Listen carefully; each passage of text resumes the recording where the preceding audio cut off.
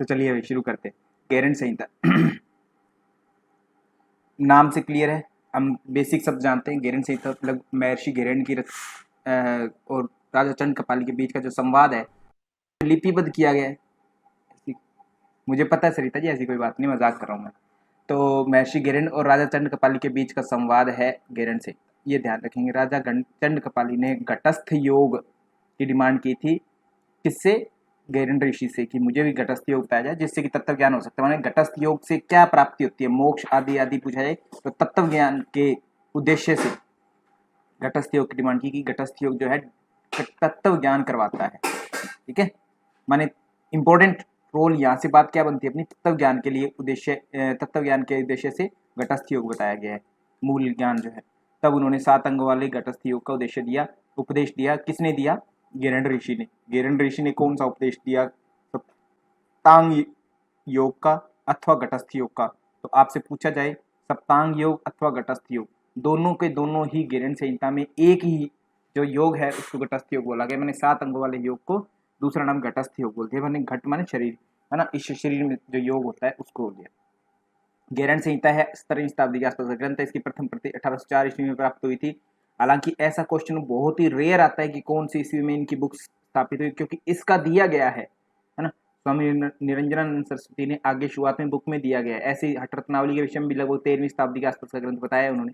तो अगर दिया गया तो थोड़ा सा याद करते। बाकी ऐसा बहुत बहुत ही रेयर आता है, आज तक नहीं आया और ना ही कभी आ सकता है ना। क्या उसी के लेवल पर आ सकते हैं, जिंद्र जी को ध्यान रखेंगे है ना, वहां पर तो कोई है ना कैसे भी हो सकता है, बट यहाँ पर कभी भी नेट की में आज तक तो आया नहीं है। इन फ्यूचर आ गया तो हम तैयारी कर लेंगे, फिर भी एक हल्की से नजर मार लेंगे।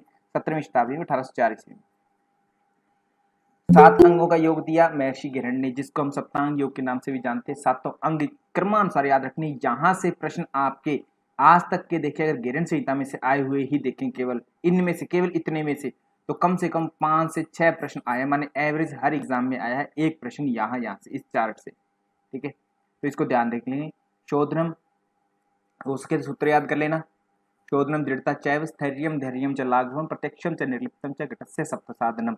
ये जो है 7 साधन है। शोधन, ध्यान देंगे, साधन ये हैं, ये उनके अंग हैं। ठीक है, साधन, शोधन, दृढ़ता, स्थिरता, धैर्य। एक बात पूछ रही थी, पतंजलि योग सूत्र ही सिलेबस में है क्या? किसी भाषा में से भी क्वेश्चन आ सकते हैं? देखो सरिता जी का क्वेश्चन बिल्कुल जायज है, मैं बता देता हूँ सरिता जी। पतंजलि योग सूत्र से क्वेश्चन आते हैं 99%। 1% उनके उस भाषा में से आते हैं जो सबसे प्रसिद्ध है। कौन सा? व्यास भाष्य। 1% में जैसे कि बोला जाए कैसे कैसे क्वेश्चन, जो मैंने आपको सारे बता दिए। सबसे प्राचीन भाष्य व्यास भाष्य, किसने लिखा? वेद व्यास ने लिखा। ठीक है, सबसे प्रसिद्ध, क्योंकि पतंजलि का ही दूसरा नाम व्यास भी कहा जाता है। कहीं कहीं पर ऐसी चर्चा में देखने को मिलती है। पतंजलि के काफी सारे नाम दे दिए जाते हैं, तो पतंजलि ने अपना ही भाष्य कर दिया व्यास के नाम से, है ना। ऐसे व्यास भाष्य। और क्या नाम है इसमें? चित्त की भूमियां जो हम पढ़ते हैं वो भी व्यास भाष्य से पढ़ते हैं। चित्त की भूमियां महर्षि पतंजलि ने बताई है कहीं? यहाँ इन्होंने केवल और केवल चित्त की वृत्तियां बताई है। और मैं बात करूं पंचक्लेश बताए हैं, और क्या बताया? कुछ है नहीं इन्होंने। तो व्यास भाष्य इनकी चीजों को पूरा करते हैं, मैंने एक्सप्लेन करते हैं, ओपन करते हैं।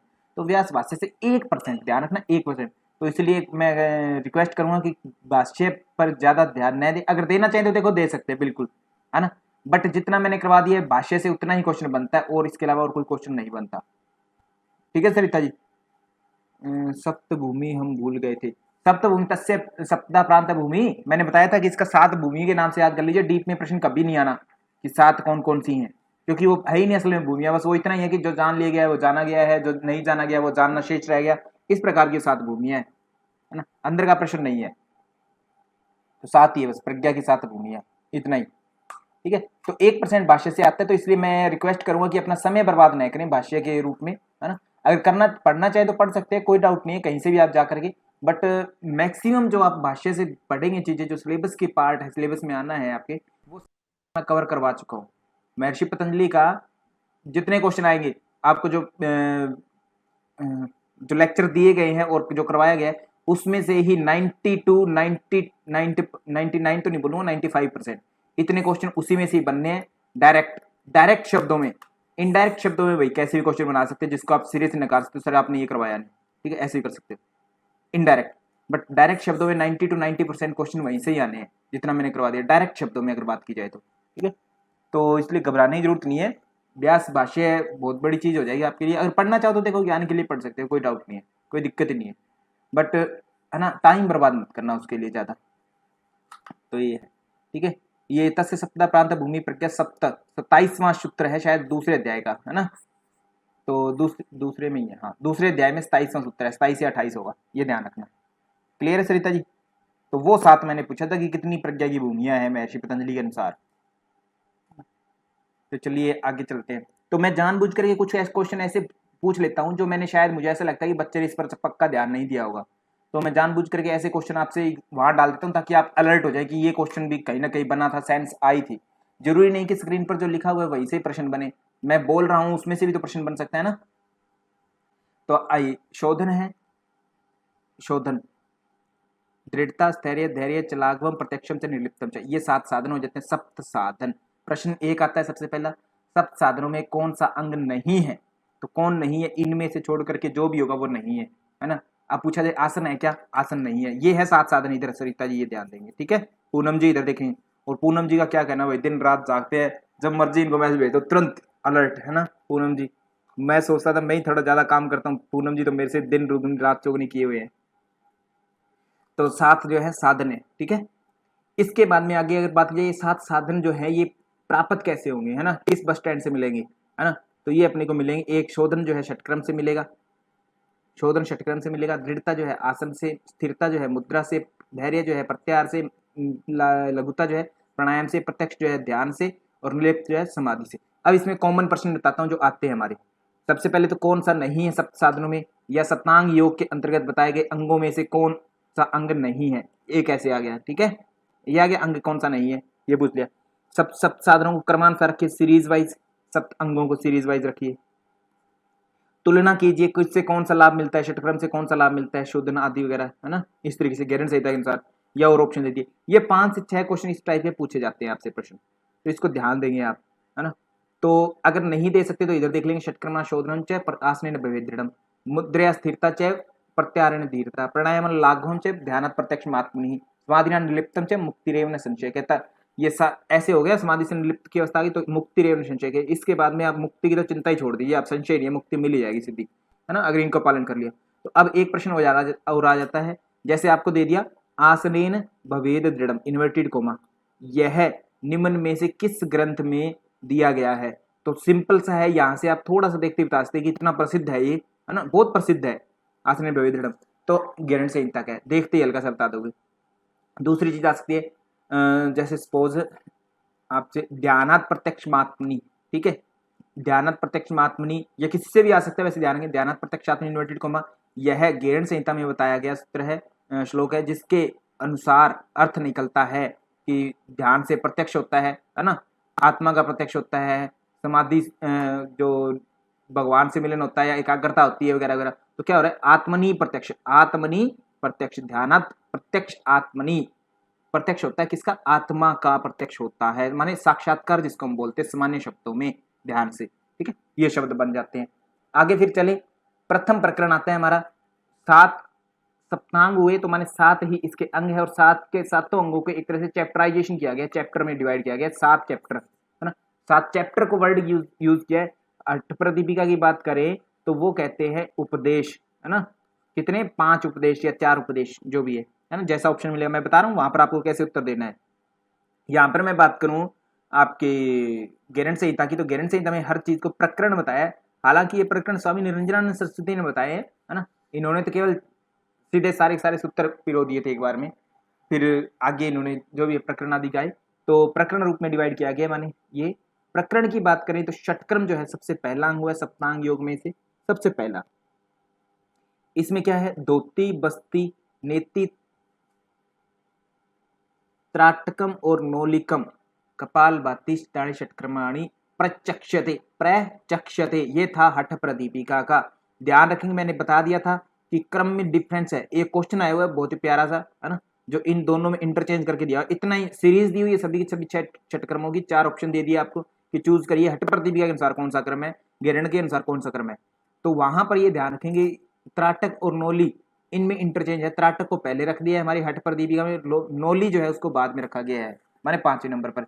यहाँ पर त्राटक और नोली में डिफरेंस कर दिया, इसको नोली जिसको बोला गया है माने लोली की। यहाँ अब प्रश्न ये पूछा जाएगा लोली की किस ग्रंथ की अवधारणा है, तो किसी ग्रंथ की नहीं है गेरंड संहिता को छोड़ करके। मतलब नोली हम जानते हैं विधि वही है, सिंपल कोई दिक्कत नहीं है, बट किसी अन्य ग्रंथ में नहीं कही गई, ये ध्यान रखें। दूसरा त्राटक जो है किस ग्रंथ की, ये तो है ये हर जगह षटक्रम के रूप में। षटक्रम को क्या क्या कह सकते हैं, क्रिया बोलते हैं, शुद्धि क्रिया बोलते हैं, क्लींजिंग टेक्निक बोलते हैं, और भी अनेक वर्ड मैंने बताया, शुद्धि क्रम बोल देते हैं। ये क्रम क्रिया जो वर्ड है हमेशा षटक्रम के लिए यूज होता है, आसनों के लिए मुद्राओं के लिए कर्म यूज नहीं होता वर्ड, है ना। श्री जो हमारा क्रिया है ना, वो प्रयोग नहीं होता। हालांकि क्रिया का इंग्लिश अर्थ निकालो तो शायद यही निकलता है कि प्रैक्टिस, है ना, या वर्क जो भी हम कर रहे होते हैं टेक्निक्स वगैरह क्रिया, है ना, तो ये सारे सारे वही आ जाते हैं। परंतु फिर भी क्रिया जब हिंदी का वर्ड है तो हिंदी में इसका अर्थ हम आप सीधा ये लेंगे षट क्रिया माने षटक्रम माने शुद्धि क्रिया। ये एग्जैक्ट वर्ड ध्यान रखना क्योंकि प्रश्न आता है। तेजेंद्र जी आपने तो पक्का देखा होगा क्या उसी के रूप में कि निम्न में से क्रिया है और आसन प्राणायाम षटक्रम आदि कुछ भी दे दिया ऑप्शन आपको, तो वो वहां पर फंसाने की कोशिश करता है एग्जामिनर। क्रिया वर्ड का अर्थ निकालेंगे शुद्धि क्रिया माने जो चाहे षटक्रम है चाहे वो अष्टक्रम है कुछ भी है उनको हम कहते हैं क्रिया। तो सीरीज याद रख लेंगे, दोती बस्ती नेति तथा लोली, दोतिर बस्ती तथा नेति लोली की त्राटकम तथा कपाल भातिश्चिताणी षटक्रमाणी समाचरित। ठीक है, तो 6 षटक्रम बताए गए हैं, समाचरित माने आचरण करना चाहिए शुद्धि के लिए। ठीक, अब इनके प्रकार बताए हैं, ध्यान देंगे आदरणीय तेजेंद्र जी, है ना, आपने पक्का वो चीजें पढ़ी होगी जो मैं सोच रहा हूँ, है ना। तो धोती क्या, धोती के जो पार्ट है वो बताए गए, अंतर धोती, दंत धोती, हृदय धोती, मूल शोधन, ये 4 पार्ट बताए हैं। वातसार, वारीसार, अग्निसार, बहिष्कृत। अंत धोती के पार्ट क्रमानुसार याद रखने वेरी इंपॉर्टेंट। दंत धोती की बात की जाए तो दंत मूल, जीवा शोधन, कर्णरंध्र बाया और कपाल रंध्र। यहाँ पर बच्चा अक्सर कंफ्यूज होता है, ये 5 प्रकार के बताए गए, सूत्र में आपको अच्छे से मिल जाती है चीजें। हृदय धोती की बात की जाए दंड वमन वासा, दंड धोती, वमन धोती, वस्त्र धोती। और मूल ये कितनी हुई 3 प्रकार की, अंत धोती 4 प्रकार से, मूल शोधन भी एक ही प्रकार के होता है। अब इसमें अंतर धोती के चारों पार्ट अच्छे से क्रमानुसार याद रखने हैं।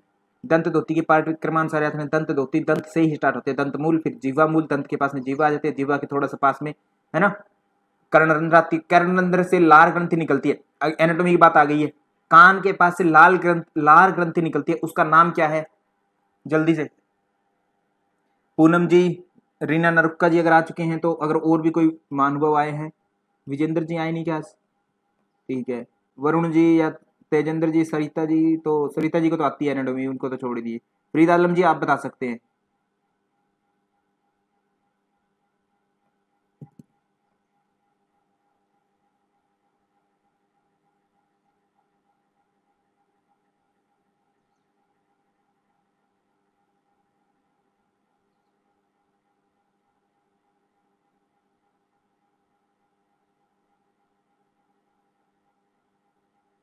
वाह प्रीत जी, आपसे तो यही रहता है मेरा, सर क्वेश्चन पूछा है भाई कहाँ चले जाते हो, इतना अलर्ट हो गए, कहाँ क्या सुन रहे होते हो हैं? वरुण जी कह रहे सर क्वेश्चन क्या पूछा है। देखो कर्णरंध्र धोती वैसे मैं पढ़ा रहा था, मेरे दिमाग में आ गई, है ना, कि इनसे कुछ पूछा जाए। कान के पास से एक लार ग्रंथि निकलती है, लार ग्रंथि को इंग्लिश में क्या बोलेंगे, लार माने सलाइवा, सलाइवरी ग्लैंड, ठीक है, सलाइवरी ग्लैंड निकलती है कान के पास से, है ना। उनमें से जो कान के पास,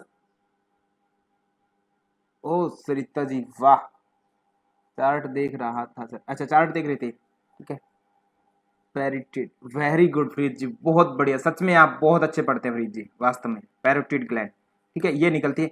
पैरोटिड ग्लैंड होती है कान के पास जहां से लार ग्रंथि, लार निकलती है, ठीक है, 2 जोड़ी होती है लेफ्ट राइट में। कुल कितनी जोड़ी होती है सलाइवरी ग्लैंड, 3 जोड़ी होती है मुख में, है ना। कुल अलग अलग देखा जाए तो 6 होती हैं ग्रंथियां, है ना, जो लेफ्ट राइट के रूप में रहती है, पैरोटिड, सबमैंडिबुलर और आपके ऊपर जो जीवा के नीचे रहती है सबलिंगुअल, है ना। ये 3 जोड़ी होती है, जोड़ी के रूप में माने 6 हो गई, 3 दूनी 6। नहीं नहीं फ्रीज जी आपको ऑप्शन की जरूरत नहीं है, नहीं नहीं ऑप्शन तो देना ही नहीं होता ना सरिता जी, आपका ज्ञान अब इतने स्तर का हो चुका है फ्रीद जी, जैसे आप फ्रीद जी का ज्ञान है तुरंत बता दिया। मुझे बड़ा अच्छा लगा फ्रीद जी के मुंह से सुन करके। कुछ चीजें होती है किसी विशेष व्यक्ति के मुख से सुन ली जाए ना, मधुरता आ जाती है कानों में, ऐसे रस घोल दिया फ्रीद जी ने अभी, है ना। फ्रीद जी के, है ना, टाइप करने से अगर कान से सुन ली जाती तो कितना होता। अच्छा ऑप्शन दे दो। नहीं नहीं, अब आपका नॉलेज इतनी इतनी गेन कर ली है मुझे लगता है कि आप लोगों ने, और खासकर सरिता जी, फ्रीद जी और इन्होंने तो, है ना, कि इनको ऑप्शन की तो जरूरत नहीं है। इनको तो क्वेश्चन पूछने की जरूरत नहीं होनी चाहिए मुझे लगता है, सीधा पहले उत्तर हो जाना चाहिए। सर ये और क्वेश्चन पूछना चाहते हो कि आप उत्तर पहले मैंने बता दिए, ऐसा होना चाहिए। आप मेरा कार्टून नहीं फ्रीद जी, ऐसा नहीं है, ठीक है। तो चलिए शुरू करता हूँ आगे, है ना। टाइम भी आज 1 ही घंटे का मैंने रखा सेशन। तो हाँ, दंत धोती, दंत मूल, जीवा मूल, कर्णरंध्र, कर्णरंध्र बाया और कपाल रंध्र, ये जो है ये दंत धोती के पार्ट बताए गए। तो कर्णरंध्र के मैंने इसलिए पूछा, तो ये एक्स्ट्रा चीजें अपने आप दिमाग में आ जाती है आपके। हृदय धोती की बात किया, दंड वमन वाससा, वस्त्र धोती को बोला गया, मूल शोधन एक ही है। तो किसके कितने प्रकार को सीरीज याद रखनी है, ठीक है वरुण जी। चार्ट में कोई गड़बड़, फिर आगे देखते हैं। बस्ती, बस्ती में बताया गया जल बस्ती और स्थल बस्ती दो बताई गई है। गेरण संहिता में ही दो बस्तियां हैं, जल और स्थल, और हठरत्नावली में है जल और स्थल, है ना, वायु और शुष्क बस्ती के रूप में जानी जाती है ये भी। जल और स्थल को वायु बस्ती बोल दिया जाता है और शुष्क बस्ती भी बोल दिया जाता है।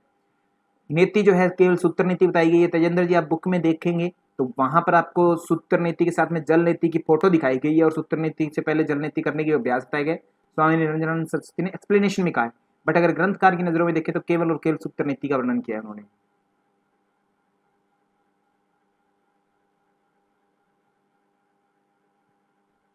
नहीं, फरीद जी का बना रहे हैं, ऐसा कहा है, मेरा नहीं बना रहे। मैं बोल रहा हूँ ना फरीद जी को प्रशंसा की, तो फरीद जी कह रहे हैं कि मेरा कार्टून बनाया जा रहा है। तो फरीद जी का कार्टून कोई नहीं बना सकता वास्तव में। हर हृदय धोती, दंड वमन वास्ता। मूल शोधन की बात की जाए तो एनएस की शुद्धि, ठीक है, मल जो इंद्रिय है हमारी मूल, उसकी शुद्धि करना, शोधन करना, ये हुई। आगे हाँ, नेति सूत्र नीति हुई, लोली की, मूली है, बट याद रखेंगे अच्छे से कि पूछ लिया जाए आपसे अगर क्वेश्चन कि गेरंड संहिता में कौन सा षटक्रम नहीं है, षटक्रिया नहीं है, तो नोली नहीं है। ध्यान रखना मैं क्या बोल रहा हूं, अच्छे से सुनना ध्यान से। नोली नहीं, क्यों? क्योंकि वहां लोली की वर्ड है, ये क्लियर हो जाना चाहिए। लोली की वर्ड अगर आपसे पूछना चाहे तो वो एग्जामिनर आपको ऐसे एक्सक्लूड करने के लिए ऑप्शन देता है कि इस तरीके से मुझे बताएं आप, तब नोली नहीं है। कौन सा है, तो लोली की है। दो ऑप्शन दे दिया, नोली है या लोली की है, तो लोली की है। बात मेरी समझ रही हो? शब्दों पर अगर एग्जामिनर जाना चाहे तो वो ध्यान रखना है आपको। भ्रमर नोली जिसको हम बोलते हैं। त्राटक में केवल बाह्य त्राटक है, बाहरी चीजों को देखने के लिए बोला गया, अंदर देखने के लिए नहीं बोला उन्होंने, है ना। हालांकि एक्सप्लेनेशन में मिलता है, बट ग्रहण संहिता के मुख्य जो ग्रंथकार है गेरंट ऋषि, वो बाह्य की बात करते हैं। फिर कपाल भाती की बात करें तो वात, व्युत और शीत, ये तीन कपाल भाती के क्रम बताए गए हैं, ठीक है। आगे फिर बात करते हैं धोती की। तो धोती की अभी हमें बात करनी है, वस्त्र धोती आदि की। अंतर धोती के 4 पार्ट हुए, वातसार, वारीसार, अग्निसार, बहिष्कृत।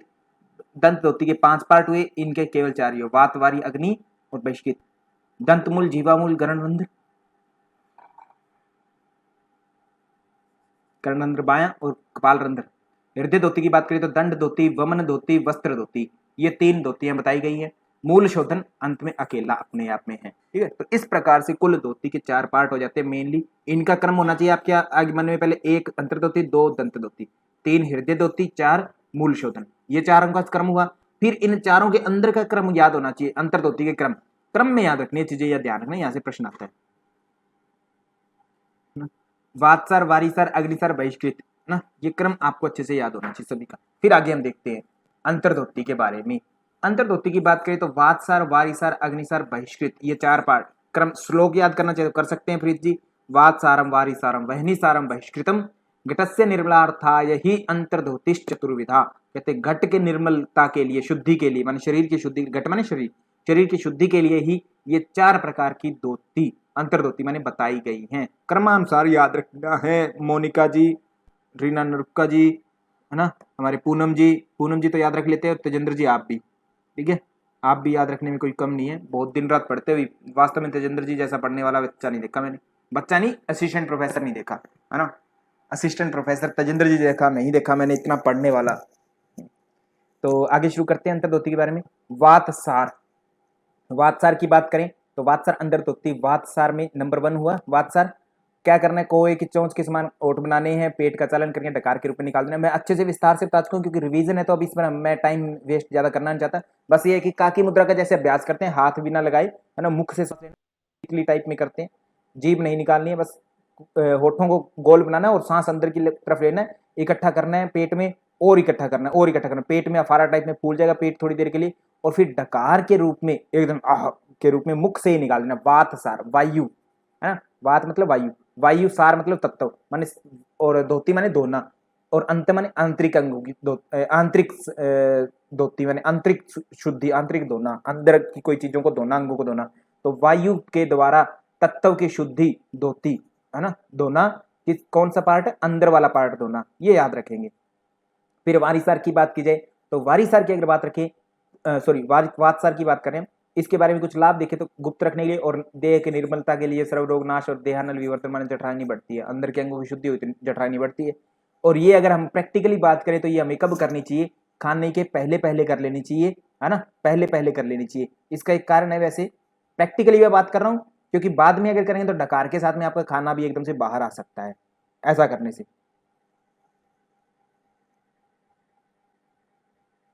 तो फरीद जी आप बात को पकड़ तो गए हैं, है ना, वास्तव में बात को बहुत अच्छे से पकड़ तो गए हैं, पर तेजेंद्र जी स्पेशल है ना।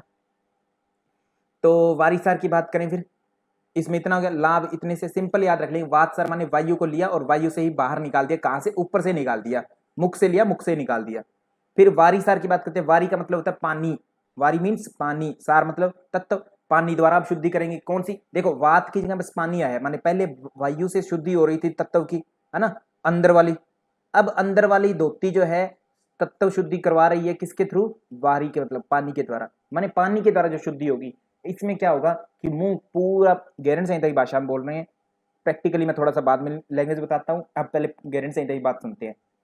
गारंटी संहिता कहता है कि कंठ तक पानी पीजिए, आकंठम पूर्येद वारी, वक्त्रेण च पिबेच्छने चालिये दुद्रेण वे च उद्र अद्रेच यदह, माने जो पानी है वो पूरा कंठ तक पूरा पानी भरना है, वक्त्रेण माने मुख से धीरे धीरे पिए, और फिर चालिये उद्रेण कि माने उद्र में चालन करे, और फिर उद्र अर्ध उद्र सॉरी च उद्रा रेचयेत अधः कि माने उद्र से रेचन कर दे, माने निकाल दे, कहां से, अध नीचे भाग से निकाल दे, माने आपके एनएस मार्ग से निकाल देना उस पानी को, ठीक है, अलग अलग करके देखे तो ये समझ में आता है। तो माने मुख से पानी पीना, बार बार पीना, बार बार पीना, और एनएस से निकालना, उसको सिंपल भाषा में वारिसार होती है। कहने का मतलब ऐसी क्रिया को हम क्या बोलते हैं जनरल लैंग्वेज में, शंख प्रक्षालन बोलते हैं इसको, शंख प्रक्षालन। देखो ग्रंथों में जैसे मैंने बार बार बताया कि अनुलोम विलोम किसी भी ग्रंथ में हमें नहीं मिलता, प्रमाणित ग्रंथ में वर्ड नहीं मिलता, ठीक है, ऐसे ही शंख प्रक्षालन में प्रमाणित ग्रंथ जो है हमारा गारंटी संहिता, इसमें नहीं मिलता वर्ड गारंटी ऋषि के शब्दों में, बट एक्सप्लेनेशन जब की जा रही है तो वहां पर हमें शंख प्रक्षालन नामक वर्ड मिलता है, ठीक है, वहां पर शंख प्रक्षालन वर्ड देखने को मिलता है, ये आप ध्यान रखेंगे। इसके बारे में कहा जाए कि लाभ इससे क्या हो गया गारंटी ऋषि की नजरों में, तो गुप्त रखना चाहिए, देह निर्मल होती है इससे, और इसके शरीर से साथ देवताओं के जैसा शरीर हो जाता है, ये है वारिसार के बारे में। अब बात करते हैं जो प्रैक्टिकली जो वर्तमान में महर्षि गैरंड ने इतना ही कहा, केवल इतना ही कहा, ठीक है। अब बात आते हैं वारिसार में, जिनको शंख प्रक्षालन के नाम से कहा, किसने प्रसिद्ध किया इसको, सत्यानंद सरस्वती ने, प्रश्न याद रख लेंगे, सत्यानंद सरस्वती ने प्रसिद्ध किया इसको शंख प्रक्षालन के रूप में। सत्यानंद सरस्वती ने कहा कि आप पानी पीने की बात कर रहे हैं गारंटी ऋषि, ठीक है, मान गए, पर पानी तो हम डेली पीते हैं, और बहुत से लोग ऐसे होते हैं फ्रीज जैसे एक एक बार में 2-2 लीटर पी जाते हैं पानी, परंतु वो निकलता नहीं है ना, तो कहते हैं उसके निकालने के लिए, कहते हैं मैं तुम्हें उपाय बताता हूँ, कहता तुरंत पानी पीना किसी भी स्टेट में, वैसे तो खाली पेट करना है आपको शंख प्रक्षालन हमेशा ही। तो अब मैं वारिसार धोती को एक्सप्लेन नहीं करके अब शंख प्रक्षालन को एक्सप्लेन कर रहा हूँ। शंख प्रक्षालन करने से पहले रात से हमारी क्रिया शुरू हो जाती है, वैसे तो 10-12 दिन पहले से शुरू हो जाती है, कि प्रैक्टिकली जब आपको करवाया जाता है तो 7-8 दिन पहले ही आपको ताड़ासन शुरू करवा दिया जाता है, ये 5 आसन कर्मानुसार करवाए जाते हैं। ताड़ासन 8 बार किया आपने, तिरेक ताड़ासन किया 8 बार, कटी चक्रासन किया 8 बार, तिरेक भुजंगासन किया, उद्रासन किया, 8-8 की सीरीज में करवाते हैं। प्रैक्टिकली बात कर रहा हूं मैं, गारंटी ऋषि नहीं कह रहे हैं, ये प्रश्न अगर आए तो एग्जाम में तो थोड़ा ध्यान रखना, या जीवन में अगर उपयोग की आवश्यकता पड़े तो भी करते हैं। ऐसे लगातार करते हैं, 7-8 दिन पहले से तैयारी कर देते हैं, पहले दिन 8-8 बार किया, दूसरी बार 16-16, तीसरी बार दुगुना कर देते हैं, 64 कर 32 कर देते हैं, फिर अगले दिन 80 40 ऐसे ऐसे बढ़ाते रहते हैं हर बार। तो अंतिम दिन है आपका अभ्यास हो गया इतना करने का, माने इतना कर सकते, क्योंकि इसमें जो अंतिम फाइनल दिन होगा हमारा पानी पीने वाला, उस दिन हमें ज्यादा करना होता है इस चीज को, इन चीजों को। तो इसलिए शरीर थके ना, प्रैक्टिस अभ्यास हो जाए, इसलिए 10 दिन पहले करवा देते हैं शुरू। तो करवाते रहते हैं डेली, जैसे प्रैक्टिस करते हैं हम सुबह अभ्यास 1 घंटे का, तो उसमें वो जोड़ देते हैं, होता है ऐसे। फिर उसके बाद में जो अंतिम दिन आता है जिस दिन आपको पानी भी पीना है और निकालना भी है उसको, तो फिर पानी पिलाया जाता है। रात को आपको हल्का भोजन दिया जाएगा, हो सकता है आपको भोजन दिया ही ना जाए, है ना, बिल्कुल हल्के से हल्का दीजिए जाएगा, जैसे खिचड़ी जो जल्दी से पच सकती है, या खाना सिंपल दे दिया, है ना। तो उसके बाद में वो खाना दे दिया जाता है रात में, और साथ में आपको चूर्ण दी जाती है, त्रिफला चूर्ण या फिर कोई और जो जिससे मोशन लगे ऐसी चूर्ण दे दी जाती है, लगते हैं। तो रात को आप खा लेते हैं जल्दी 6-7 बजे के आसपास, और अगले दिन फिर पानी पीते हैं खूब सारा, है ना, 1 गिलास पानी पीते हैं। फिर ये 8 के 8, ये 5 के 5 आसन क्रमानुसार करते हैं, 8-8 बार किए मान लो। फिर 1 गिलास दोबारा पानी पीते हैं, फिर 8-8 बार किया, फिर 1 गिलास, फिर पानी 8-8 बार फिर किया, फिर 1 गिलास पानी, फिर 8-8 किया, फिर 1 गिलास पानी, ऐसे। तो फिर ऐसे बार बार प्रैक्टिस करते हैं, तो धीरे धीरे जो पानी है वो नीचे की तरफ प्रेशर लगाता है, और लगाते हुए एनएस मार्ग से निकल जाता है और क्रिया शुरू हो जाती है। इस बात में प्रैक्टिकली करते समय ये बात का ध्यान रखना है कि आपका पानी पीना महत्वपूर्ण नहीं है, एक्सरसाइज महत्वपूर्ण है, ये प्रैक्टिस महत्वपूर्ण है, कितनी प्रैक्टिस कर रहे हैं। पानी सपोज आपने 5 गिलास पी लिया, है ना, ये प्रैक्टिस आप 1 या 2 बार राउंड कर रहे हैं, क्योंकि इसमें थकान बहुत आती है प्रैक्टिस करते समय। तो प्रैक्टिस इतनी इंपॉर्टेंट, ज्यादा इंपॉर्टेंट है जितना इतना पानी नहीं, क्योंकि पानी तो आपका 5 गिलास पिए है वो ऊपर से निकल जाए, गले से उल्टी के रूप में निकल सकता है अगर नीचे की तरफ ना धकेला गया। तो ये आसन ही है जो इस पानी को नीचे की तरफ धकेलेंगे, ठीक है। तो प्रैक्टिकली मैं बता रहा हूँ, प्रैक्टिकल में आपको आसनों को ज्यादा करना होगा, इससे थकान बहुत आती है, इसलिए 10 दिन पहले से ही आपको करवाने लग दिए जाते हैं। और सुबह में खाली पेट किए जाते हैं इनको, ताड़ासनों को, इन शंख प्रक्षालन को। फिर आगे इसमें 2 प्रकार से हो जाते हैं शंख प्रक्षालन भी, लघु और पूर्ण शंख प्रक्षालन। लघु शंख प्रक्षालन कब है, जब आपने पानी पिया, है ना, 1 गिलास, इनका अभ्यास किया 8 बार, फ्रेश हो आए, है ना, पहले शुरुआत में ठोस में लाता है, दूसरी बार फिर पानी आदि पिया, है ना, फिर प्रैक्टिस की, दूसरी बार में हल्का लिक्विड आ जाता है, तीसरी बार में फिर और हल्का लिक्विड आता है, चौथी बार में लिक्विड आता है, 5वीं 6वीं बार में थक जाते हैं, ऐसे लगता है कि भाई एनएस में थोड़ा सेंसेशन बढ़ जाती है आपके शरीर में, अजीब सा लगने लगता है, तब आपको लगता है कि हो गया है संक्षालन, पानी सफेद सा आ जाता है। तो 5 से 6 बार, ये 7-8 बार करने पर जो मोशन करके आए, तो वो कौन सी श्रेणी में आएगा, लघु शंख प्रक्षालन, लघु शंख प्रक्षालन, ठीक है, छोटे वाला मतलब। इसको जब हम बार बार करते हैं, 40 से 50 बार तक करते हैं, तब जोर पड़ता है पूरा पूरा 40-50 बार। कहां हमने 5 बार में ही पानी साफ कर दिया, कहां 40 से 50 बार कर रहे हैं, एक एक ग्रंथि धुप करके आती है बिल्कुल अच्छे से, है ना, बहुत ही अजीब लगता है, बच्चे जैसा शरीर हो जाता है, उसको हम बोलते हैं पूर्ण। होता है ऐसे ही, सेम इन्हीं के द्वारा होगा, है ना, बट उसके लिए आपको प्रैक्टिस शुरुआत जो है करना है, जो आपको महीने 1.5 महीने पहले शुरू करनी पड़ती है, क्योंकि उसमें ताड़ासन इनका अभ्यास बहुत ज्यादा होता है, और अति प्रैक्टिस करने से आप बीमार हो सकते हैं, नुकसान हो सकता है, इसलिए इसको पूर्ण शंख प्रक्षालन को तो ज्यादा से ज्यादा, अगर मैं हूं, आप हैं, योग के बहुत जानकार है, तो भी हमें ज्यादा से ज्यादा सुरक्षा को मद्देनजर रखते हुए ही करना चाहिए, ऐसे नहीं करना चाहिए। लघु शंख प्रक्षालन, हाँ आप प्रीत जी आज दिल कर रहा है सुन लिया तो कल कर लीजिए, बेशक चलेगा, 4 से 5 बार में, ठीक है। बट ध्यान रखना है कि लेडीज गर्भवती ना हो, मासिक स्त्राव ना चलता हो, पेट का ऑपरेशन न हो, टांग आदि में कहीं भी ऑपरेशन ना हो, क्योंकि प्रैक्टिस करते समय दिक्कत होगी, है ना, सर्वाइकल आगे झुकने वाले या कुछ भी और अन्य, मतलब शरीर में आंव आदि न हो, आपके आंतो बवासीर आदि की समस्या न हो, ये जो जितनी समस्याएं हैं पेट आदि से जुड़ी, वो कभी नहीं होनी चाहिए, तभी आप लघु या पूर्ण कर सकते हैं। दोनों में ये सावधानियां रहेंगी कि कौन नहीं कर सकता, सिंपल पता लग गई सावधानियां। किसने प्रसिद्ध किया शंख प्रक्षालन को, सत्यानंद सरस्वती ने। सत्यानंद सरस्वती कौन है, निरंजनानंद सरस्वती के गुरु, ठीक है, तो ये ध्यान रखेंगे। और 5 आसनों का क्रम क्या है, अब क्या सर, क्या प्रैक्टिकली करते समय बात कर रहा हूं, क्या हमें 5 ही आसन करने चाहिए, नहीं, आप जी करे वो कर सकते हैं, 5 आसन करते हैं, इनको तो बिल्कुल करना ही करना है सीरीज में।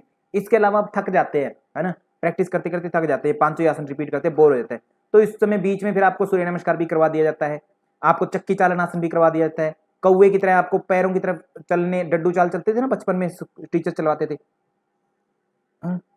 आव करता है लेकिन वमन हुआ गुदा मार्ग से, हाँ, तो मतलब वमन इसलिए हुआ ना क्योंकि प्रैक्टिस अच्छे से नहीं की गई शुरुआत में, और बहुतों के करवाए, जबरदस्त करवाए, ऐसे बहती थी, नदियां बहा देते थे हम, है ना, बहुत जबरदस्त करवाते थे, हम भी करवाते थे, हम दूसरों को भी, ठीक है, नदियां बहा देते थे, क्योंकि हमने खुद किया, देखो प्रैक्टिकल हमने किया, तब हमें ज्ञान हो गया कि हाँ क्या क्या कमियां कैसे कैसे आती है। नहीं तो पहले मैं भी, पहले दिन मैंने किया, सच में मेरे याद है, मैंने सुन लिया कि संग प्रसारण चीज होती है जिससे कहते 50% रोग तो ऐसे ही दूर हो जाते हैं। कोई रोग नहीं था, है ना, पागल थे योगी चार सारे सारे, है ना, पढ़ते पागल हो जाते हैं सारे सारे, ऐसे पागल मैं भी हो गया था, है ना, कि 50% रोग हो जाते हैं। और बचपन में 17-18 साल की उम्र में किस बच्चे को क्या रोग हो सकता है, कोई नहीं होता, बट लिखा हुआ देख लिया कि 50% रोग होते हैं, तो भाई मैं भी करूंगा, है ना, अगर रोग आए नहीं, ये सोच करके हद हो जाती है। तो योगी लोग आते तो इसलिए पागल हो जाते हैं हम जैसे लोग, कि रोग न आए इसलिए पहले ही हम करने लग जाते हैं। बीमारी है एक तरह से, मैं बता देता हूँ, रोग न आए उसके लिए पहले रोकथाम करने लगता बीमारी। हाँ, करना चाहिए, प्रैक्टिस जारी करनी चाहिए, क्योंकि रोगों की रोकथाम करना भी तो योग का एक उद्देश्य है। बट इतना ज्यादा ओवर करने लग जाना हर चीज में, कि मैं केला नहीं खाऊंगा दिन में, बात बढ़ जाएगी, मैं रात में दही नहीं खाऊंगा, कब बढ़ जाएगा ना, ये हो जाएगा, वो नहीं करना, वो नहीं करना, इस तरीके से हर 24 घंटे मुझे रोग न हो जाए, रोग न हो जाए, रोग न हो जाए। ये बीमारी देखी थी आपको साइकोलॉजी में, मैंने बताई थी 10 कार्यशाला के लिए आपकी ठीक है, कि आम क्या होता है, आम मीन्स एक तरह से चिकनाई आने लग जाती है मल में, ठीक है, आम में चिकनाई आने लगती है, मल में आपकी चिकनाई आती है। इसको इंग्लिश में मैं बोलूं, इंग्लिश का एक बहुत ही अच्छा सा नाम है, मैं अभी अभी बोल रहा हूं, मैं सरिता जी जैसे याद आता है मैं आपको बताता हूँ आम के बारे में, ठीक है, इंग्लिश में जैसे याद आता है। तो चिकनाई आने लगती है, बस उसमें क्या होता है, धातुएं निकलने लग जाती है, जैसे वीर्य आदि के माध्यम से पुरुष की शक्ति निकलती है, वैसे वो मल के माध्यम से फिर निकलने लगती है आपकी चिकनाई वगैरह, है ना, वो होती है आम। और मल जो होता है बहुत रुक रुक के आता है, कट कट के आता है, बिल्कुल पतला, तो वो आम होती है। हाँ, तो जब हम करवाते थे, पहले हमने किया, तो पहले दिन मैंने संघ प्रक्षालन किया, तो भाई कुछ बना ही नहीं, बात ही नहीं बनी, है ना, पानी पी लिया, आसन कर लिए, 1-2 बार आसन किए, पानी पीते कुछ बना ही नहीं। और किताब में ये भी लिखा हो सावधानियां, तो सावधानियां पहले मैं फॉलो करता था, सावधानियां लिखी हुई थी, ज्यादा धूप न लगने दे और न ज्यादा पंखा चलाए, सारे दिन पंखा नहीं चलाया, है ना, रजाई ओढ़ करके बैठ गया, जून का महीना था उसमें भी, है ना, तो सावधानियां भाई रखनी पड़ी ठीक है ना। तो कहने का मतलब पता नहीं था इसीलिए, कि बीमार ना हो जाए, कहीं उल्टी चीज है ये, पर बीमार ना हो जाए, बस हुआ कुछ भी नहीं। फिर धीरे धीरे फिर अगली बार सोचा कि अब फिर से करते हैं, देखते हैं, फिर से उसमें दोबारा पढ़ा, फिर किया, फिर इस बार हो गया अभी प्रैक्टिस करने पर, फिर और किया और किया, तो अच्छे से सारी कमियां और जो भी फायदे थे सब पता लग गए, कि कितना करना है, कैसे करना है, किसको करवाना है, सब चीजें पता लग गई। हाँ, मरोड़, बिल्कुल फरीद जी, म्यूकस टाइप। सर आप 17 साल में योग में आ गए थे, अरे क्या बात है वरुण जी, कितनी गहरी बात पकड़ी है आपने।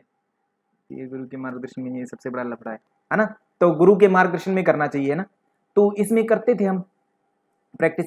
तो कहने का मेरा मतलब है कि आप अपने पर पहले दोहरा लेना, फिर किसी और को करवाना, है ना, फिर आपको प्रैक्टिकली जो सावधानियां हैं, लाभ हानियां हैं, वो आपको पता लग जाएंगी। जिसका बीपी बहुत ज्यादा है उसको नहीं करवाना, शुगर लेवल अति बढ़ा हुआ है उसको भी नहीं करवाना, क्योंकि वो पानी जितना पिएगा और उसकी किडनी को लोड करना पड़ेगा वर्क, है ना, और फिर वो निकाले किडनी, उसकी पहली डैमेज रहती है शुगर के रोगी को।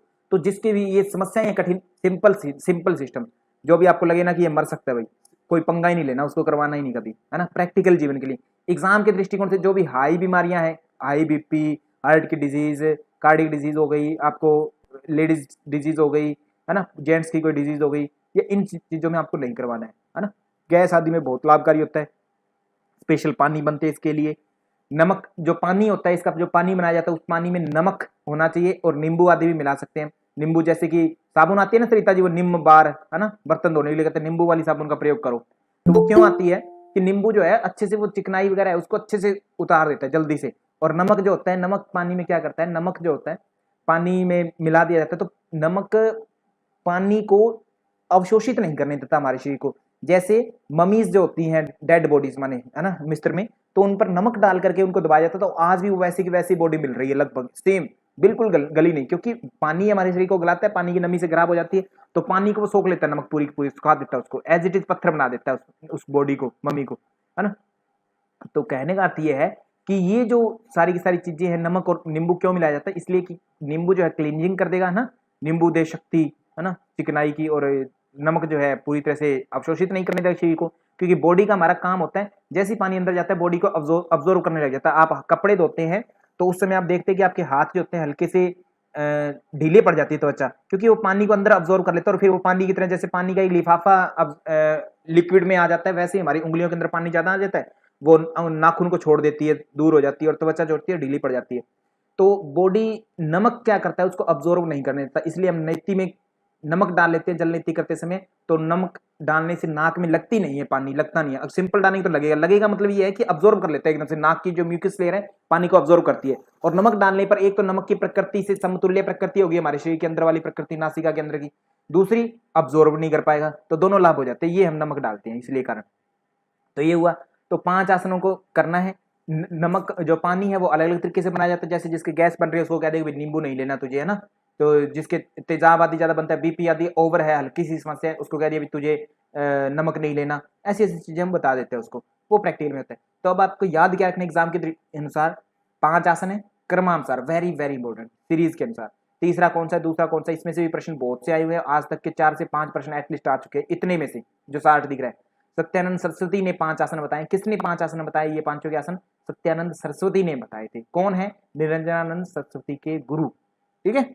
वारिसार का दूसरा नाम ही है शंख प्रचलन। शंख का क्या अर्थ है? हमारी जो आंत होती है वो शंख की शेप में होती है। शंख अंदर से सीधी इधर से फूंक मारी और अगली साइड निकल गई, उसमें घुमावदार ऐसी चीजें होती है, इस तरीके से घुमावदार होता है। इधर से फिर हम शंख में वायु देते हैं और इधर से वो हल्की सी निकलती है, वो बीच में से निकलती है तो इस कारण से आवाज देती हुई निकलती है। तो शंख जो है हमारी आंत के समान ही है, उसके अंदर आंत भी जो ऐसी मुड़ी हुई रहती है, ऊपर से चीज डालते वो आंत में घूमती हुई पूरी निकलती है आगे। तो इस प्रकार से 5 आसन हमारे काम करते हैं। जबकि मैंने सुना है कि नमक डालने से बॉडी गल जाती है। सरिता जी बहुत ही अच्छा विचार सुना है आपने। अब इसको थोड़ा सा है ना चेंज करेंगे। बॉडी अगर गलती होती तो मिस्र वाले लोग कभी भी नमक न डालते। मछली को अगर हम लाते हैं ना समुद्र में, मछली का एक्सपोर्ट करते हैं, तो मछली में तुरंत उसके अंदर चीरा डालते हैं और उसके अंदर नमक भर देते हैं पूरी तरह से, और ऊपर भी नमक डाल देते हैं, तो फिर उसको एक्सपोर्ट किया जाता है, मतलब ताजा रखा जाता है मछली को। ये मछली को ताजा रखने का तरीका है। अब बॉडी गल जाती है, इसका अर्थ मैं समझा नहीं हूँ सरिता जी, वैसे तो है ना 2 अर्थ निकल सकते हैं इसके, और भी निकल सकते हैं कि बॉडी में जैसे अगर हम बात करें तो नमक ज्यादा खाने से सोडियम की मात्रा ज्यादा बढ़ जाती है, जिससे जलन होने लगती है बॉडी में। ये तो है, गलने का तो मैं नहीं कह सकता, है ना, जलन तो होती है, ये तो है। और बाकी आपने सुन लिया होगा तो आप कभी गलत सुनते ही नहीं है।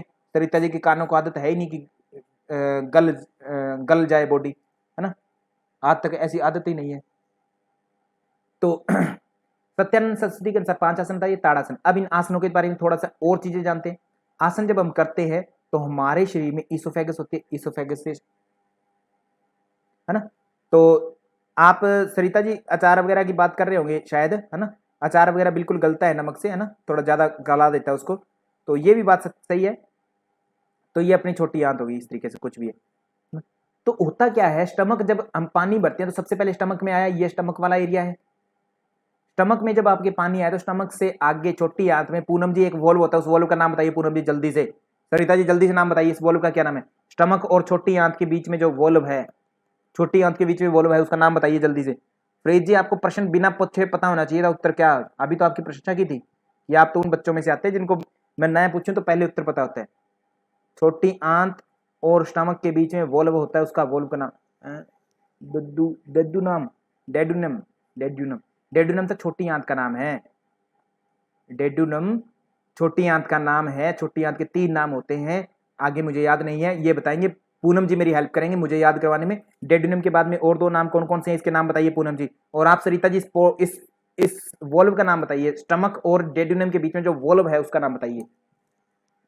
डीजे, वाह तेजेंद्र जी, इतना ज्ञान आपके अंदर, वाह वाह। जेजुनम, ठीक है। और क्या होया? इलियम, इलियम, ये 3 वॉल्व हुए, ठीक है। तो पाइलोरिक स्पिंक्टर, प्रिया जी हैं क्या? प्रिया जी की अनुपस्थिति में महसूस नहीं कर पाया, माफ करिएगा प्रिया जी। तो इसको क्या बोलते हैं? पाइलोरिक स्पिंक्टर, पाइलोरिक, पाइलोरिक, ठीक है। स्पिंक्चर, स्पिंक्चर माने एक तरह से जो एनएस हमारा होता है, होठ हमारे जैसे दिखते हैं, स्पिंक्चर इनको बोलते हैं, अपने आप एक स्प्रिंग की फॉर्म में जो बंद हो जाते हैं ना, तो ऐसे स्पिंक्चर होता है। तो यहाँ पर पानी आता है, पानी आते ही यहाँ इकट्ठा हो जाता है, ये फूल जाता है हल्का सा, पानी पीते ही हमारा फूल नहीं जाता, अफारा आ जाता है। बहुत से लोगों को देखा कि मेरा पानी पी लिया, मेरे को अफारा आ गया, रोटी खा ली अफारा आ गया। पहली बार में जो भी स्टोरेज होता है हमारा सीधा पेट में आकर के होता है, ये फूल जाता है। अब यहाँ से इस पानी को आगे जाना है ना, आगे ये वैसे तो जाने की कोशिश कर रहा है बट ये जा नहीं पाता, वॉल्व लगाओ, तो इसको तुरंत आगे पहुंचाना है। तुरंत हम पानी कभी भी जो पीते हैं वो आराम आराम से नहीं पीते, गटक गटक गटक गटक पी जाते हैं एकदम से।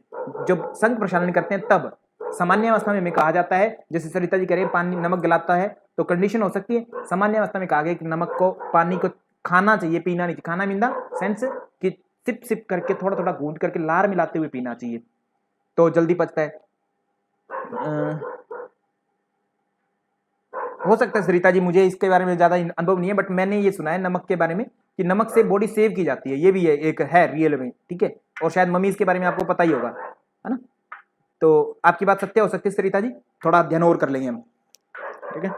तो क्योंकि मैंने मम्मीज के बारे में पढ़ा था तो वो मेरे याद है।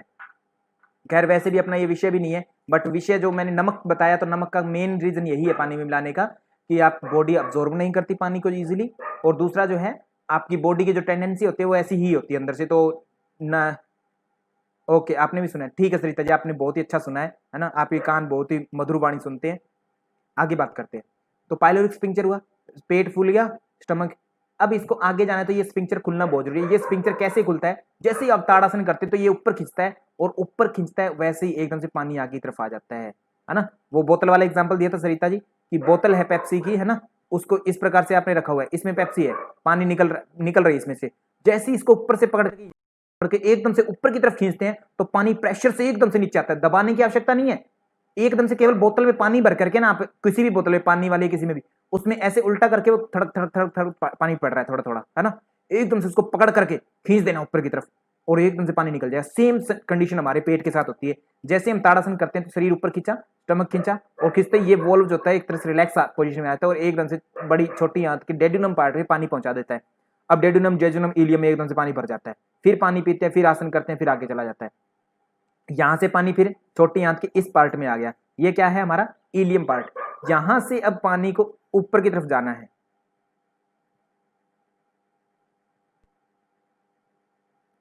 यहां पर ये जो पार्ट है यहां से पानी को इधर जाना है, ठीक है, इस प्रकार होते हुए,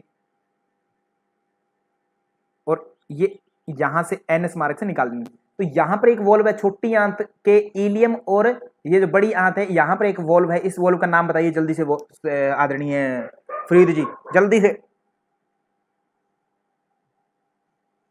जल्दी से सरिता जी, इतनी टाइम क्यों लग रहा है, आप उल्टी सीधी बातें कविताएं लिखवा लो आपसे, उसको तुरंत लिख देते हैं आप। हाँ, वॉल्व पूछ ले जाए तो आपसे लिखा नहीं जाता। इलियोसिकल वॉल्व, वेरी गुड, है ना। तो इलियोसिकल वॉल्व, इलियोसिकल वॉल्व, है ना। इलियम ये है हमारी छोटी आंत, और बड़ी आंत का पार्ट है सीकम, सीकम बोलते हैं स्ट्राटिक पार्ट। तो यहां पर मिल जाता है, यहां पर एक वर्मीफॉर्म अपेंडिक्स होता है, उसको मैंने बताया। तो वर्मीफॉर्म अपेंडिक्स किसका पार्ट है, बड़ी आंत का पार्ट है, ये भी आपको मैंने क्लियर करवाया हुआ है, ठीक है। तो यहां जब पानी आता है, यहां पर एक फुल वॉल्व है, अब इस वॉल्व को आगे जाना है, पानी आगे जाना है। छोटी आंत में पानी आ गया था, डेडुनम में आया, डेडुनम के बाद में जब हम साइडों में ऐसी प्रकार से फैली हुई है, तो यहां पर पानी आ रहा है, यहां पर आ रहा है, तो अब इधर भी जाना है पानी, कभी इधर जाना है, तो तिर्यक आसन करते हैं, कभी इधर हम झुक गए तो इधर वाले में पानी चला गया, इधर झुके जब इधर की साइड पानी चला गया, है ना, इस साइड, और फिर इधर झुके तो फिर इधर वापस चला गया, फिर इधर चला गया, ऐसे छोटी आंत में घूमता हुआ पानी आगे आ गया यहाँ पर। अब यहां से कटी चक्रासन किया, ताकि कपड़े को जैसे निचोड़ा जाता है ऐसे हमने आंत को निचोड़ दिया, पूरी पेट बड़ी आंत सारी निचोड़ गई, पानी आगे चला गया। आगे फिर इलियोसिकल वॉल्व के पास पानी आया, तो यहां से जब पानी को हमने प्रेशर किया, तिर्यक भुजंगासन आदि किया, कटी चक्रासन आदि किया, तो यहां पर प्रेशर पड़ा, है ना, यहां से ये वॉल्व खुल गया, आगे की तरफ चला गया, उद्राकर्षण से भी इस पर प्रभाव पड़ा, इस वॉल्व पर। फिर आगे वॉल्व गया, पानी गया, पानी गया, पानी जाते जाते इधर गया, फिर उद्राकर्षण आसन जो लास्ट में था, वो हमने इस रेक्टम में जब इकट्ठा हो जाता है हमारा मल या पानी, उसको हम निचोड़ने के लिए यहाँ उद्राकर्षण आदि अभ्यास करते हैं, तो जिससे यहाँ पर आ जाता है। एक्चुअली में सारे के सारे आसन एक साथ काम करते हैं, फिर भी आपसे प्रश्न पूछा जाए तो एक ही प्रश्न बनता है, ये पाइलोरिक रीजन कौन से आसन प्रभाव डालता है तिर्यक ताड़ासन संघ प्रसारण के आसनों में से, तो पाइलोरिक स्पिंक्टर पर सबसे ज्यादा इफेक्ट जो डालेगा ताड़ासन डालेगा, ठीक है। ये आपको मैंने बताने की कोशिश की है, थोड़ा इसको समझेंगे, थोड़ा प्रैक्टिकली एनाटॉमी का भी अब नॉलेज हो चुकी है सभी को, हालांकि पहले से थी सरिता जी को, तो अब ज्यादा हो चुकी है, तो इसको जोड़ करके देखेंगे एनाटॉमी से कैसे कैसे इफेक्ट पड़ता है। तो 5 आसन हुए संघ प्रसारण के, याद रखेंगे, लघु और छोटा। अब इसके बाद में जब हमारा पूर्ण हो गया या लघु हुआ, तो आपको क्या क्या नहीं खाना है, क्या क्या खाना है, प्रैक्टिकली और एग्जाम के अनुसार दोनों प्रश्न बनते हैं। तो आपको नशे वाले जितने पदार्थ नहीं खाने, किसी भी यौगिक अभ्यास के बाद में, आपको पता ही है, सिंपल है, नशे वाले पदार्थ नहीं खाने, कोई भी शराब आदि का सेवन नहीं करना, मांस आदि का सेवन नहीं करना क्योंकि वो हार्ड भोजन होता है, या कोई और बात की जाए तो चने आदि जो होते हैं ठोस भोजन, ज्यादा दो हैवी होते हैं पचने में, वो नहीं खाने, है ना।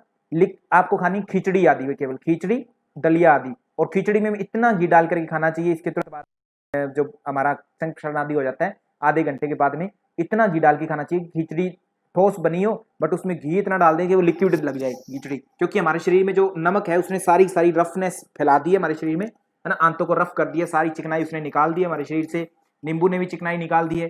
तो इसीलिए खिचड़ी में घी डाल करके खाएं, ताकि आंतें जो है एक तरह से मसाज हो जाए आंतों के अंदर से, तो ये खूब डाल के खाना चाहिए, चाहे फैट कितना भी हो किसी का भी बढ़ा हुआ, बट खिचड़ी में तुरंत इस क्रिया को करने के बाद, बट बशर्ते अच्छे से किया हो, तब अच्छे से घी डाल करके जितना आप खा सकते कहते उतना डाल के खाइए, कम से कम 50 से 100 ग्राम के लिए तो खुली छूट है, 50 से 100 ग्राम बहुत बड़ी अमाउंट होता है, 10वां हिस्सा किलो का, है ना, बहुत बड़ी अमाउंट है। तो सरिता जी इतना घी खा सकते हैं संक्रमण के बाद में, और बाकी तो ये कह दिया जाता है कि खुल के खाओ, छूट है, कहते ये भी छोड़ दिया जाता है। ये अगर तुम खा सकते हो पर क्या खा जाना, ये मत छोड़ना कि खिचड़ी खाई ना जाए, और गाय का घी होना चाहिए देसी। ओके, आगे चलते हैं फिर। अग्निसार।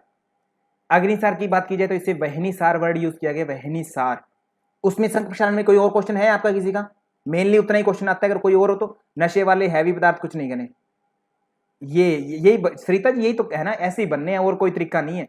तो भाई वास्तव में है ना, तो कर देंगे, आप घी भी बेच देंगे, कोई दिक्कत मत करो, है ना। गाय है हमारे पास यहाँ पर, देसी बना बना कर सोच रहे हैं बेचेंगे आपको, ठीक है। अगला ब्रांड आने वाला है घी का भी जल्दी। तो आगे बात करते हैं अग्निसार अंतर होती। वहनी सार, वहनी माने अग्नि, सार मतलब तो अग्नि से शरीर की शुद्धि करना। कहते अग्निसार कैसे होता है? खड़े होकर के स्वामी जी कर रहे थे उस दिन, मैंने समझाया था आपको। तो पेट को घुमाना, है ना, नोली की तरह, उसको अग्निसार बोलते हैं। वो नोली होगी और उसको बैठ करके, जब पेट को पीछे आगे पीछे करते हैं, बैठ करके, खड़े होकर के हमने पेट को दाएं बाएं घुमाया, नोली या लोली की। जब हम बैठ जाते हैं, बैठ करके पर्दे की तरह जब हम मिलाते हैं पेट को, आगे पीछे हिलाते हैं, तो वो है अग्निसार। तो कहते हैं यहां पर इंपॉर्टेंट चीज है, नाभि ग्रंथि को 100 बार मेरुदंड से लगाना, यही अग्निसार है। नाभि ग्रंथि मेरु पृष्ठे शतवारंच कार्यत, शतवारम माने 100 बार लगाना नाभि ग्रंथि को मेरु पृष्ठ में, मेरु माने मेरुदंड जो है उसके पीछे उधर लगाना 100 बार। कितनी बार लगाना चाहिए? 100 बार। ये याद रख लेंगे, एक इंपॉर्टेंट प्रश्न बन जाता है। इससे क्या होता है, जठराग्नि आपकी प्रदीप्त होती है, उससे हमारी जो पेट है उसमें अच्छे से शुद्धि होती है। तो गुप्त रखें इसको, अग्निसार को। अग्निसार के लिए गुप्त नहीं रखा गया पूनम जी, नौली के लिए रखा गया। बिल्कुल, बहुत बढ़िया पूनम जी, आपकी नॉलेज बहुत अच्छी है। नौली के बारे में कहा गया आनंददायक, ठीक है, श्रेष्ठ नौली क्रिया बोली गई, आनंददायक। उदर रोग नष्ट होकर के जठराग्नि बढ़ती है, देवताओं को भी दुर्लभ होता है, देह निर्मल कारक होती है, शुद्ध होती है, इसके साधन से देवताओं जैसा शरीर बन जाता है, देवताओं की जैसा शरीर हो जाता है अग्निसार धोती से। तो इंपॉर्टेंट बस इतना से, ये कुछ इसमें खास नहीं, बस देवताओं जैसा शरीर बनता है, जठराग्नि बढ़ती है, आदि आदि, अग्नि का नाम ही है। तो ये प्रश्न बनता है यहाँ पर, अग्निसार में कितनी बार मेरुदंड से लगाने के लिए कहा गया नाभि ग्रंथि को? नाभि को माने पेट को आगे पीछे करना है ना, है ना। तो 100 बार। बिल्कुल बिल्कुल बिल्कुल प्रीत जी, बिल्कुल, बहुत ही अच्छे वचन कहे आपने, है ना। क्योंकि मुझे यूट्यूब पर डालनी है, तो हम ऐसे उल्टी सीधी बातें बोलेंगे नहीं अभी इसमें, है ना। ठीक है, वीडियो में ऐसी उल्टी सीधी बातें नहीं बोलेंगे अभी, ठीक है। तो 100 बार मेरुदंड को लगाना चाहिए, नाभि ग्रंथि को, अग्निसार। बहिष्कृत। बहिष्कृत की बात कीजिए तो बहिष्कृत, बहिष्कार करना, अंग्रेजों ने कहते कौन था वो, एक 1928 में एक कानून आया था। फ्रीज जी, कौन सा कानून आया था 1928 के आसपास? सर जॉन साइमन कमीशन, है ना, वही आया था कि लाला लाजपत राय के सिर में लाठियां मारी गई, लाजपत राय की मृत्यु हो गई, और भगत सिंह ने लाला लाजपत राय मरते हुए कहा कि मेरे सिर में मारी गई एक एक लाठी अंग्रेजी शासन के अंत समय में, कहते हुकूमत का अंत होंगी एक एक लाठी, ऐसी कहा था। हाँ तेजेंद्र जी कर सकते हैं, परंतु यहां पर इन्होंने खड़े होने की बात नहीं की है, ना ही बैठने की बात की, तो बस इतना कहे नाभि को पेट पीछे लगाना, बस इतनी बात कही है। कील साबित होगी, हाँ, अंग्रेजी शासन के मतलब मरने में कील साबित होगी, मतलब ठोक दी जाएगी, तो ऐसा कुछ कहा था उन्होंने, एग्जैक्टली मेरे याद नहीं है। ताबूत में जो भी एग्जैक्टली मेरे फरीद जी वर्ड याद नहीं है, बस ऐसे ही था। तो मैंने बहिष्कार किया था, बहिष्कार माने बाहर निकालना, है ना। तो बहिष्कृत माने बहिष्कृत, कृत माने करना, बहि माने बाहर, बाहर कर देना, ऐसी अंतर्दोती। कहते आप वायु पिएंगे, 2 वातसार का नेक्स्ट एक्सटेंशन है बहिष्कृत, एडवांस्ड रूप है बहिष्कृत, ठीक है। करते रहते हैं, कभी कभी मौका मिल जाए तभी कर देते कुछ कुछ। तो बहिष्कृत। कौवे की चोंच, वायु पीते हैं, वायु को पीना है, वायु पान करते हैं, 1.5 घंटे तक पेट में रखना है, अर्धयाम बोला है, अर्धयाम। एक याम माने एक पहर, एक पहर माने 24 घंटे में कितने पहर होते हैं? 8 पहर होते हैं 24 घंटे में। तो एक पहर की वैल्यू कितनी हुई? लगभग 3 घंटे। यहां पर कितना बोला गया? 1.5 घंटे। तो बहिष्कृत अंतर्दोती करते समय वायु जो पीते हैं उसको कितने समय तक पेट में रोकनी चाहिए? 1.5 घंटे तक रोकनी चाहिए, ठीक है। अर्धयाम 1.5 घंटे तक उदर में रोक कर रखनी चाहिए, और फिर पेट को चलाते हुए गुदा मार्ग एनएच से वायु निकाल दिया जाता है। ये इंपॉर्टेंट है इसमें कि बहिष्कृत वातसार में क्या किया आपने? वायु मुख से ली और मुख से ही बाहर निकाल दी डकार के रूप में, ये डकार, ठीक है। बहिष्कृत में आपने एनएस मार्ग से निकाल दिया, जैसे गैस छोड़ते हैं बहुत से ना, तो वो जो है बहिष्कृत के रूप में मुख से लिया और एनएस के मार्ग से निकाल दिया जाता है। अर्धयाम तक रोकने की बात की कि अर्धयाम तक।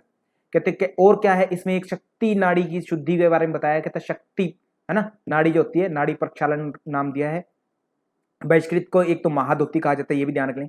नाभि तक जल में खड़े होकर के शक्ति नाड़ी को निकालना, माने एनएस को आपको बाहर निकालना है, ऐसी बात की है। शक्ति नाड़ी मीन्स जो हमारी शक्ति है, एनएस की बात की है, इसको बाहर निकाल कर हम साफ कर सकते हैं एनएस को, है ना। फिर वापिस अंदर ले लेना चाहिए। जब तक अर्धयाम वायु को रोकने की शक्ति न आ जाए तब तक बहिष्कृत का अभ्यास नहीं करना चाहिए। माने ये कठिन है, वैसे तो प्रैक्टिकली हम देखते हैं तो केवल गैस निकालने तक देखते हैं, बट अगर योगियों की बात करें तो वो इतना कंट्रोल कर लेते हैं इस पर कि पेट को हवा भरते और हवा के साथ प्रेशर डालते हुए फिर जो हमारी बड़ी आंत का जो हिस्सा है बाहर का, लास्ट में जो एनएस कैनल होती है, एनल कैनल होती है, उसको भी बाहर निकाल देते हैं पूरी तरह से। और फिर उसको निकाल कर वहां पर जितना भी मल होता है उसको अच्छे से साफ कर लिया जाता है, क्योंकि मल हम जनरली साफ करते आउटर लेयर से साफ करते हैं, एनल स्फिंक्टर तक को साफ कर पाते हैं, बट योगियों की लैंग्वेज में कहा है कि शक्ति नाड़ी तक को साफ कर लिया जाता है, उसको बाहर निकाल के, एनएस को ही बोला है, ठीक है, एनल कैनल को, तो उसको बाहर निकाल के साफ किया जाता है और फिर उसको अंदर वापस धारण कर लिया जाता है। तो ये बात कही है। और कहते कब तक नहीं करनी है बहिष्कृत, कहते तब तक न करने की कोशिश करें जब तक कि आप में अर्धयाम तक वायु को रोकने की शक्ति ना आ जाए, आधे डेढ़ घंटे तक आप में वायु रोकने की क्षमता ना आ जाए, तब तक आप बहिष्कृत अंतर्दोती न करें, है ना, तब तक अभ्यास नहीं किया जा सकता। इसको महादोती कहा गया है। याम अर्धम धारणाम शक्ति यावन साध ये नरह बहिष्कृतम महदोती तावन चेव न जायत, कहते तब तक बहिष्कृत दोती नहीं करनी चाहिए, उचित नहीं होती है करनी। तो महादोती बहिष्कृत को कहा गया, वेरी इंपॉर्टेंट, याद रख लेंगे, है ना, महादोती। क्लियर है। शक्ति नाड़ी का प्रक्षालन किस धोती के अंतर्गत आता है? बहिष्कृत धोती के अंतर्गत आता है। बहिष्कृत वायु लेते हैं तो मुख का शेप किसके जैसी बनानी है? कौवे की चोंच की तरह बनानी है, ठीक है। कितने समय तक वायु को रोकना है अंदर? डेढ़ घंटे तक। वायु को निकालना किधर से है? केवल मुख से लेकर के एनएस से, तो मुख से लेकर के एनएस से निकालनी है वायु, है ना। तो वारिसार के समतुल्य है। वारिसार में आप पानी पी करके पानी निकालते हैं नीचे से, बहिष्कृत में आप वायु लेकर के वायु को ही नीचे से निकाल रहे हैं। क्लियर है। आगे बात करते हैं दंत धोती की। तो दंत धोती के बारे में बात कीजिए तो दंत मूल, जीवा मूल, कर्णरंध्र बायां, कपाल रंध्र, ये आपकी 5 चीजें हैं। तो इसमें बात की जाए तो 5 उंगलियों के बारे में जान लेंगे। पहले अंगूठा होता है, तर्जनी होती है, मध्यमा, अनामिका, कनिष्ठा, ये आपकी 5, है ना, उंगलियां, 4 उंगलियां और एक अंगूठे को माना जाता है। तो इसमें अब ये नाम याद कर लेंगे सबसे पहले। तो सबसे पहले इसको अंगूठा बोलते हैं, ये सभी को पता है। सबसे छोटी फिंगर जो होती है कनिष्ठ बोलते हैं, सबसे छोटे को। संस्कृत के शब्द याद करने जरूरी हैं। हिंदी में आपसे प्रश्न पूछा जाता है, इंग्लिश में हो सकता है आपको ना दिया जाए, कनिष्ठा को कनिष्ठा दे दिया जाए, है ना, अनामिका को अनामिका दे दिया जाए, क्योंकि ये हिंदी के वर्ड है। फिर भी आप इंग्लिश और हिंदी दोनों याद रख लेंगे, जनरल लाइफ में तो आपको जरूरी है। लिटिल और कनिष्ठ बोलते हैं, कनिष्ठ भ्राता आदि बोलते हैं ना, कनिष्ठ सबसे छोटी। और ये जो है मध्यमा सबसे बीच में है, 2 इधर 2 इधर, बीच में एक रहेगी मध्यमा। तो ये 2 आसपास में रहेगी है, इसका नाम है इंडेक्स फिंगर, मानी तर्जनी पहली उंगली, और इसको 4th नंबर बात कीजिए रिंग फिंगर नाम से इसको हम जानते हैं, ठीक है। ये नाम है। इसके तत्वों की बात की जाए तो इस फिंगर को दिखा करके हम वॉशरूम के लिए जाते होते इसके लिए, है ना, इसके लिए। तो ये क्या होगी? पानी से संबंधित होगी, ये माने जल तत्व से संबंधित हो गई है ना। सबसे बड़ा तत्व कौन है जो सबको स्थान देता है? तो सबसे बड़ा तत्व है आकाश तत्व, जो सभी के लिए स्थान देता है। तो सबसे बड़ी उंगली कौन सी है? ये उंगली है। तो ये कौन सी है? आकाश तत्व को डिनोट करती है, आकाश तत्व को डिनोट करती है, ठीक है। सबसे ज्यादा मूवमेंट किसके कारण होती है? वायु के तक गतिमान है, वायु चंचलता है, वायु के कारण ही सब कुछ मूवमेंट होती है, अदरवाइज मूवमेंट नहीं होती। सबसे ज्यादा मूव इनमें से अगर कोई होती है तो ये उंगली होती है ना, वायु तत्व से ये है। क्योंकि इसी उंगली को दिखाने से सरिता जी लड़ाई हो जाती है ना। तो लड़ाई हो जाती है माने उथल पुथल मचा देती है, सब कुछ चंचलता भरी है ये वायु। ये उंगली नहीं दिखानी चाहिए किसी को भी। तो वायु हो गई ये तत्व, ठीक है बच्चे। ये 2, और ये जो होता है हमारा अग्नि प्रदान होता है, ये तत्व अग्नि तत्व होता है अंगूठा, ऐसे अग्नि, है ना। अनामिका में अगर बात की जाए तो ये हमारा पृथ्वी तत्व हो जाता है। क्लियर है ना। अग्नि, अंगूठा अग्नि, ठीक है। और ये जो है अनामिका हमारा पृथ्वी तत्व होता है। तो ये 5 तत्व हमारे बन जाते हैं, ठीक है। कौन कौन से तत्व कौन सी उंगली से प्रश्न आ सकता है, आप ध्यान रखेंगे। जल की तन्मात्रा हमारी रस होती है, हम जानते हैं। पृथ्वी की तन्मात्रा गंध होती है। आकाश की तन्मात्रा शब्द होती है। वायु की तन्मात्रा स्पर्श होती है। अग्नि की तन्मात्रा रूप होती है, ये भी हम जानते हैं। तो इस प्रकार से हाथ पर सारी ये चीजें भी याद हम कर लेंगे। तो इस प्रकार से आज का आपका सेशन होता है समाप्त। कल करते हैं आगे। तो धन्यवाद सभी का। किसी का कोई प्रश्न है तो पूछ सकते हैं।